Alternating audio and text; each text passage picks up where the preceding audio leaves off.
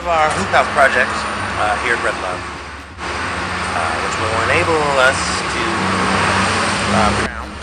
ground fresh produce and herbs just throughout the year.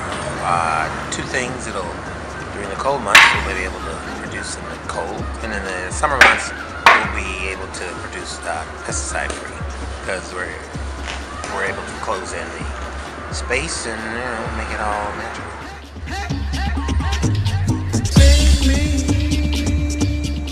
Our project goals in terms of food production, our goals are pretty light the first season. We just want to have some locally produced, meaning here, produced produce products that we can put on the shelves. We'll probably make jams and sauces and simple things because we won't have a large amount of yield, but we eventually want to produce enough green leaf vegetables, herbs, basils, and really specific cooking spices that eventually will allow us to sell other chefs and other small markets that aren't able to kind of carry those things because it's just cost prohibitive. We're local. You're driving me clean out of my mind. Clean out of my mind. There are two ways of measurement. The impact it has just psychologically on the neighborhood, where people are like, can you get them to think local, think fresh, think healthier? Then the other one is actually the numbers. We'll chart how much we actually produce or how much we don't produce. Because what you may find out is you're not very good at it the first year. We might totally tank, which is part of it, which is part of the learning and part of the educational component for the kids is what happened. Did it work? Did what we say we think could work actually work, or what we just talking smack?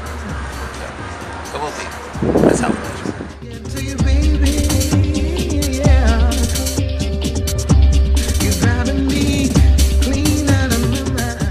There's a few things we still want to do. There's a youth market component we want to put together, but in order to do that, we have to be. There's a little staffing and funding that has to happen. It's an actual greenhouse-based rooftop we want to be able to do later on down the road, and that's just a little more expensive. We can't do that with the initial amount of money. I mean, we had point of sale, walk-in box we needed. Again, your needs at the beginning are so great that you can't do it all. Just one grant. Right.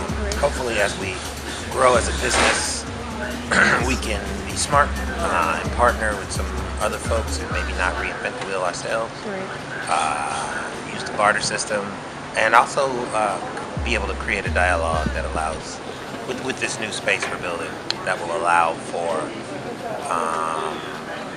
just that kind of thing where people will be interested in the doing.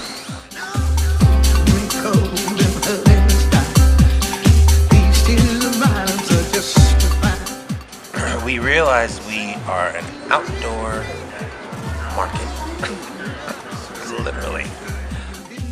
The cooler the weather gets, our traffic flow has decreased.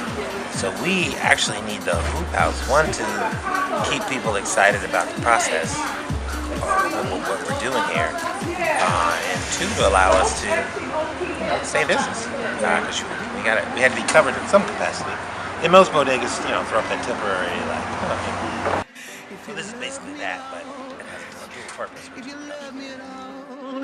Please now, please now, please now, please. As things grow and we can monetize that, that in itself sustains the market, and that will allow us to continue. I think this is the beginning of a larger project.